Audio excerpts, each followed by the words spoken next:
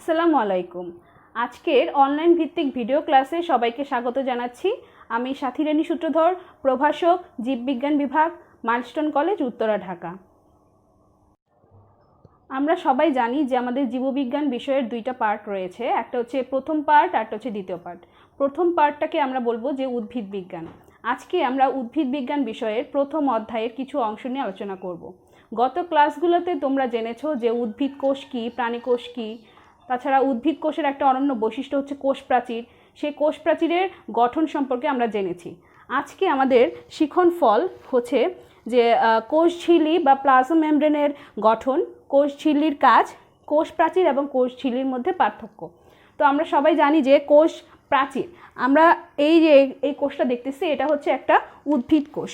উদ্ভিদ কোষের এই অংশটাকে আমরা বলবো যে কোষ প্রাচীর। কোষ প্রাচীর, এই কোষ প্রাচীর অংশের ঠিক নিচের লেয়ারটাই হচ্ছে কোষ ঝিল্লি। কোষ ঝিল্লি, আজকে আমরা শুধুমাত্র কোষ ঝিল্লি সম্পর্কেই বিস্তারিত আলোচনা করব। বিজ্ঞানী কার্ল নাগেলি 1855 সালে কোষ ঝিল্লিটাকে সর্বপ্রথম নামকরণ করেন। এই যে উদ্ভিদ কোষ দেখছি, এই উদ্ভিদ কোষের এই অংশটাকে আমরা বলবো কোষ গহ্বর। কোষ গহ্বরের বাইরে যে অংশটা আছে সেটা হচ্ছে প্রোটোপ্লাজম। কোষের যে বিভিন্ন অঙ্গাণু, সেই কোষীয় বিভিন্ন অঙ্গাণু প্রোটোপ্লাজমের উপর অবস্থান করে। এখানে কোষ প্রাচীর উদ্ভিদ কোষের একটা অনন্য বৈশিষ্ট্য, কিন্তু কোষ প্রাচীর কিন্তু আমাদের প্রাণী কোষে নেই। কিন্তু কোষ ঝিল্লি উদ্ভিদ কোষ এবং প্রাণী কোষ উভয়ের কোষেই অবস্থান করছে। তো কোষ ঝিল্লি যদি সংজ্ঞায় আসে তাহলে আমরা বলবো যে সূক্ষ্ম স্থিতিস্থাপক বসুমভাদ্য লিপোপ্রোটিন নির্মিত সজীব ঝিল্লি দ্বারা আমাদের প্রোটোপ্লাজম ঘিরে থাকে, তাকে আমরা বলবো কোষ ঝিল্লি। কোষ ঝিল্লির সংজ্ঞার মধ্যে এই অংশটাকে আমরা ভালো করে খেয়াল করব, এটা হচ্ছে সজীব ঝিল্লি। যদি আমাদের অনুধাবনে বা উচ্চতর দক্ষতায় প্রশ্ন আসে যে A = সজীব ঝিল্লি এবং B = নির্জীব বস্তু, যদি আসে নির্জীব তাহলে আমরা বুঝবো সেটা হচ্ছে কোষ প্রাচীর, আর যখনই বলবো সজীব ঝিল্লি তখনই আমরা বুঝবো সেটা কোষ ঝিল্লি। এই বিষয়টা আমরা খুব খেয়াল করব। কোষ ঝিল্লি বা প্লাজমা মেমব্রেন, কোষ ঝিল্লির ইংলিশ টার্ম কিন্তু প্লাজমা মেমব্রেন, এটা আমাদের জানতে হবে। তো কোষ ঝিল্লি বা প্লাজমা মেমব্রেন সম্পর্কে জানার আগে আমাদের এর কিছু বিভিন্ন মতবাদ জানতে হবে। চলো আমরা দেখি যে এই বিভিন্ন কিছু মতবাদ এখানে দেওয়া আছে। প্রথমে আসছে স্যান্ডউইচ মডেল। বিজ্ঞানী ডেনিলি এবং ডেভসন 1935 সালে প্লাজমা মেমব্রেনের যে গঠন বর্ণনা করেছেন সেটা স্যান্ডউইচ মডেল নামে পরিচিত। স্যান্ডউইচ নাম শুনে বোঝা যাচ্ছে যে এটা একটা খাবারের নাম। আমরা জানি যে স্যান্ডউইচ একটা ফাস্টফুডের নাম, কম বেশি আমাদের সবারই পছন্দ। এই স্যান্ডউইচটা কিভাবে তৈরি হয় সেটাও আমরা জানি, যে দুই পাশে দুইটা ব্রেড থাকে এবং মাঝখানে থাকে হচ্ছে এগ, মিট, ভেজিটেবল বা যে কোনো কিছু। বিজ্ঞানী ড্যানিল এবং ডেভসন দেখেছেন যে এই যে স্যান্ডউইচের মতো যে প্লাজমা মেমব্রেনের গঠন, প্লাজমা মেমব্রেনেরও দুই পাশে প্রোটিনের লেয়ার থাকে এবং মাঝখানে থাকে লিপিডের লেয়ার। তো স্যান্ডউইচের এখানে ব্রেডের সাথে তুলনা করেছেন প্লাজমা মেমব্রেনের প্রোটিনের সাথে, এবং মিট, এগ বা ভেজিটেবলের সাথে তুলনা করেছেন প্লাজমা মেমব্রেনের লিপিডের সাথে। সো ডেনিলি এবং ডেভসন প্লাজমা মেমব্রেনটাকে স্যান্ডউইচের সাথে তুলনা করেছেন বিধায় এই মডেলের নাম হচ্ছে স্যান্ডউইচ মডেল। তো এখান থেকে একটা প্রশ্ন আসতে পারে যে একক পর্দা কি? একক পর্দা কি? এই প্রশ্নটা জ্ঞানমূলকের জন্য আসতে পারে। তো তোমরা খেয়াল করবে যে প্লাজমা মেমব্রেন বা কোষ ঝিল্লির যে তিনটা লেয়ার, মানে প্রোটিন, লিপিড এবং প্রোটিনের যে তিনটা স্তর রয়েছে, সেটাকে একসাথে আমরা বলবো একক পর্দা। বিজ্ঞানী রবার্টসন কিন্তু এর নামকরণ করেছেন। তোমরা এটা অবশ্যই খাতায় লিখে রাখবে বা বইয়ে দাগিয়ে রাখবে, এটা ভেরি ভেরি ইম্পর্টেন্ট। পরবর্তী মডেল আমরা চলে যাই, বেনসনস মডেল। বিজ্ঞানী বেনসনস কর্তৃক প্রদত্ত যে মডেল সেটাকে আমরা বলবো Benson's model. Leonard and Singer's model. Leonard এবং সিঙ্গার্স কর্তৃক প্লাজমা মেমব্রেনের যে মডেল বর্ণনা করা হয়েছে সেটাকে আমরা বলবো লিনার্ড এবং singers model. Unit membrane hypothesis, বিজ্ঞানী রবার্টসন কর্তৃক প্রদত্ত।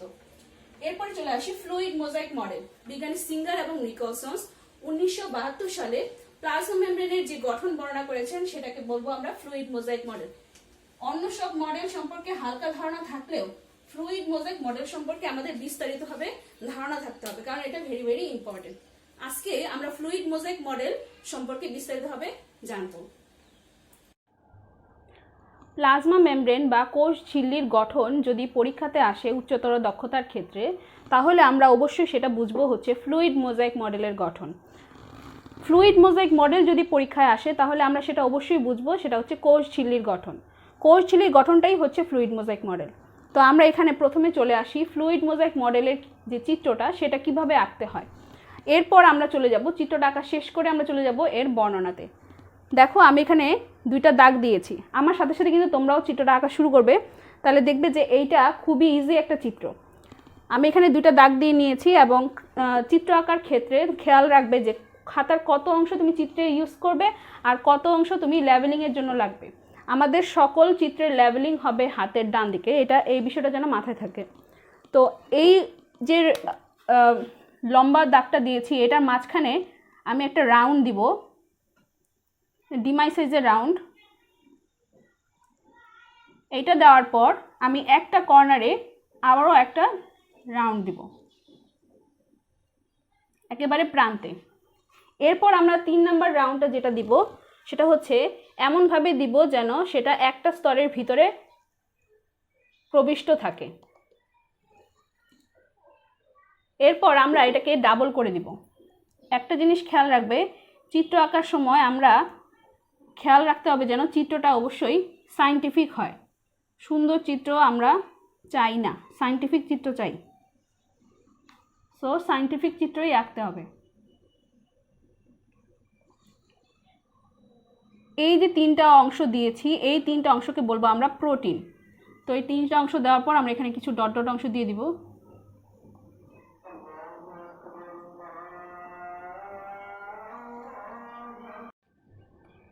এখানে কিছু ডট ডট দেওয়ার পর আমরা যেই অংশটা দিব সেটা হচ্ছে এই যে 2টা লেয়ার দেখতেছি, এই 2টা লেয়ারের মধ্যে আমরা মাথা দিব এবং লেজ দিব, মাথা এবং লেজ। চেষ্টা করব যেন একটু বড় বড় করে দেওয়ার জন্য। এইটার কিন্তু কোনো নির্দিষ্ট সংখ্যা নেই যে 10টা দিতে হবে বা 15টা দিতে হবে, এমন কোনো নির্দিষ্ট সংখ্যা নেই। যতটা তোমার লেভেলিংয়ের জন্য আছে ঠিক ততটাই দিতে হবে।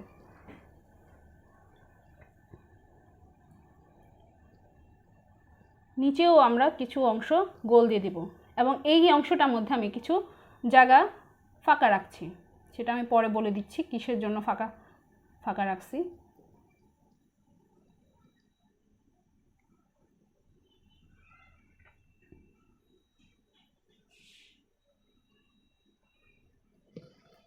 এই 2টা অংশ আমি ফাঁকা রেখে বাকি 2টা লেয়ারের মধ্যে আমি গোল অংশ দিয়ে দিয়েছি। এরপর আমি যেটা দিব সেটা হচ্ছে মাথার নিচ থেকে 2টা লেজের মতো অংশ দিয়ে দিব। প্রত্যেকটা মাথার নিচ থেকে 2টা লেজের অংশ। এখান থেকে একটা দেখা যাচ্ছে না, দিয়ে দিলাম।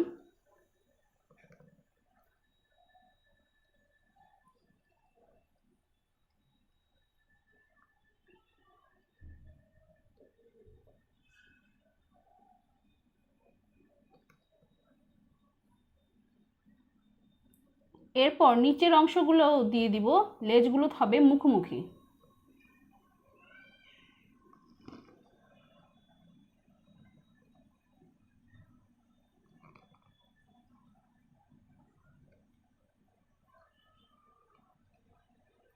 এইটা দেওয়ার পর আমাদের মোটামুটি চিত্রটা কমপ্লিট।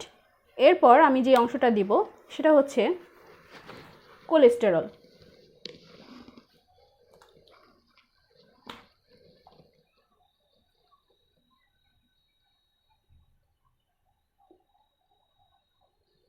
এখানে একটা আর এখানে একটা।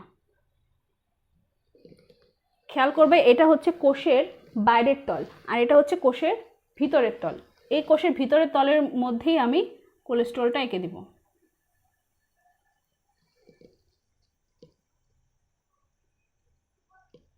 ফসফোলিপিড লেয়ারের ফাঁকে ফাঁকে এরা অবস্থান করবে। এরপর যেটা দিব সেটা হচ্ছে কার্বোহাইড্রেট শৃঙ্খল, যা প্রোটিনের মাথা থেকে বের হয়ে আসবে এবং আরেকটা অংশে ফসফোলিপিড বাইলেয়ারের মাথা থেকে অংশ বের হয়ে আসবে।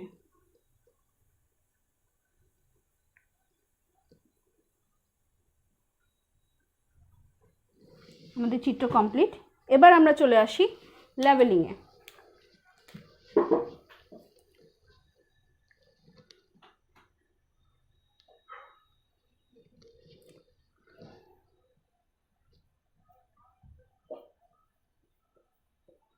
গ্লাইকোপ্রোটিন,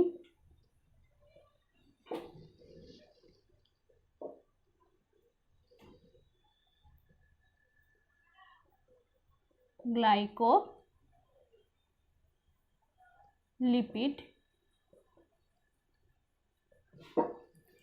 এই প্রোটিনটা একেবারে প্রান্তে অবস্থান করছে, তাই এটা হচ্ছে প্রান্তীয় প্রোটিন।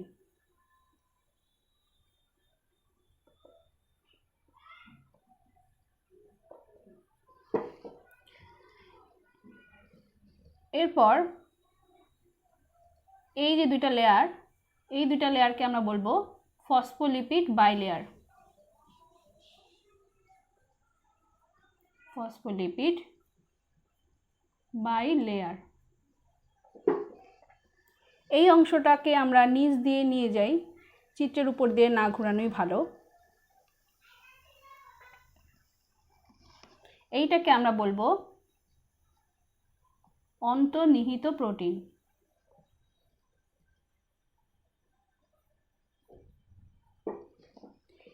এই প্রোটিনটাকে বলবো, যেটা দুই স্তর জুড়ে অবস্থান করছে, আন্তঃঝিল্লি প্রোটিন।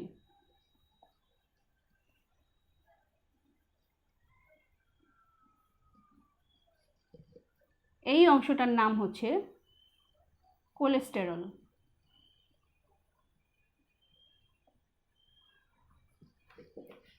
এই হচ্ছে আমাদের টোটাল লেভেলিং। তো এই টোটাল লেভেলিং শেষ করার পর আমরা যদি এভাবে চিত্রটা আঁকি তাহলে আমরা পরীক্ষার সময় 0 পাবো, কারণ আমাদের চিত্রের নিচে কোনো নাম নেই। তো আমাদের অবশ্যই চিত্রের নিচে নামটা লিখতে হবে, চিত্র। এটা একেবারেই চিত্রের মেইন জিনিস। কোষ ঝিল্লির গঠন সম্পর্কিত ফ্লুইড মোজাইক মডেল।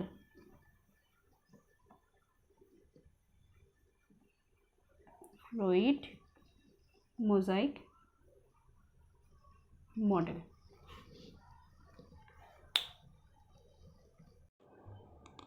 কোষ ঝিল্লি বা প্লাজমা মেমব্রেনের এই যে চিত্র আমাদের কমপ্লিট হলো। তো একটা জিনিস খেয়াল করবে, কোষ ঝিল্লির যে উপরের অংশটা এটা হচ্ছে কোষের বাইরের দিক, আর এর যে নিচের অংশটা সেটা হচ্ছে কোষের ভিতরের দিক। এবার আমরা বর্ণনাতে চলে আসি। বর্ণনা, কোষ ঝিল্লিকে বা প্লাজমা মেমব্রেনকে আমরা 4টা অংশে ভাগ করতে পারবো। প্রথম অংশের নাম হচ্ছে ফসফোলিপিড বাইলেয়ার। দেখো এখানে ফসফোলিপিডের বাইলেয়ারের মানে ফসফোলিপিডের 2টা স্তর রয়েছে। 2টা স্তর থাকার কারণে এটাকে বলা হয় বাইলেয়ার। এই যে ফসফোলিপিডের এই অংশটা, এটাকে যদি আমি বড় করে এখানে আঁকি তাহলে ঠিক মাথা এবং লেজ এভাবে দেখা যাবে। এই মাথাটাকে আমরা বলবো ফসফেট মাথা। এই মাথাটা কিন্তু পোলার ধর্মযুক্ত, মানে পানি গ্রহণ করবে। আর এর নিচে যে 2টা লেজ রয়েছে সেটাকে আমরা বলবো ফ্যাটি অ্যাসিড লেজ। ফ্যাটি অ্যাসিড লেজ। মাথাটা হচ্ছে পোলার ধর্মযুক্ত এবং ফ্যাটি অ্যাসিড লেজটা হচ্ছে নন পোলার ধর্মযুক্ত, মানে মাথা দিয়ে পানি গ্রহণ করবে এবং লেজ দিয়ে পানি ত্যাগ করবে। আরেকটা জিনিস খেয়াল করবে, মাথা এবং লেজের মাঝখানে এখনো গ্লিসারল থাকে। এখান থেকে পরীক্ষায় আসতে পারে যে এই যে ফসফোলিপিড বাইলেয়ারটা, এর যে মুভমেন্ট, এটা কিন্তু নিজ অক্ষ বরাবর ঘুরতে পারে, পাশে ব্যাপ্ত হতে পারে এবং এক স্থান থেকে অন্য স্থানে যাতায়াত করতে পারে। এর জন্য এটাকে বলা হয় flip flop movement. Flip flop movement. 2 মার্কসের জন্য এটা পরীক্ষাতে আসতে পারে যে ফ্লিপ ফ্লপ মুভমেন্ট কাকে বলে। তখন আমরা বলবো কোষ ঝিল্লি বা প্লাজমা মেমব্রেনের ফসফোলিপিড স্তরগুলো বা ফসফোলিপিড অণুগুলো নিজ অক্ষ বরাবর ঘুরতে পারে, পাশে ব্যাপ্ত হতে পারে এবং স্থান পরিবর্তন করতে পারে। তাদের যে চলনটা এটাকে বলবো আমরা ফ্লিপ ফ্লপ মুভমেন্ট। এরপর আমরা চলে আসি 2 নাম্বার পয়েন্টে, সেটা হচ্ছে প্রোটিন, মেমব্রেন প্রোটিন। প্রোটিনটাকে 3 ভাগে ভাগ করতে পারি। একটা হচ্ছে প্রান্তীয় প্রোটিন, আন্তঃঝিল্লি প্রোটিন, দেন হচ্ছে অন্তর্নিহিত প্রোটিন। প্রথমে আসি যে প্রান্তীয় প্রোটিন। প্রান্তীয় প্রোটিনটা দেখো, এইটা ফসফোলিপিড বাইলেয়ারের একটা প্রান্তে অবস্থান করছে, তাই এটাকে আমরা বলবো প্রান্তীয় প্রোটিন। 2 নাম্বার প্রোটিনটা দেখো, আন্তঃঝিল্লি প্রোটিন। এই প্রোটিনটা 2টা স্তর জুড়ে, ফসফোলিপিড বাইলেয়ারের 2টা স্তর জুড়েই অবস্থান করছে, তাই এটাকে বলবো আমরা আন্তঃঝিল্লি প্রোটিন।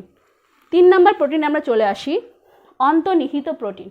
এই প্রোটিনটা যে আংশিক বা সম্পূর্ণ ফসফোলিপিড বাইলেয়ারের আংশিক বা সম্পূর্ণভাবে প্রবিষ্ট থাকবে, এটা হচ্ছে অন্তর্নিহিত প্রোটিন।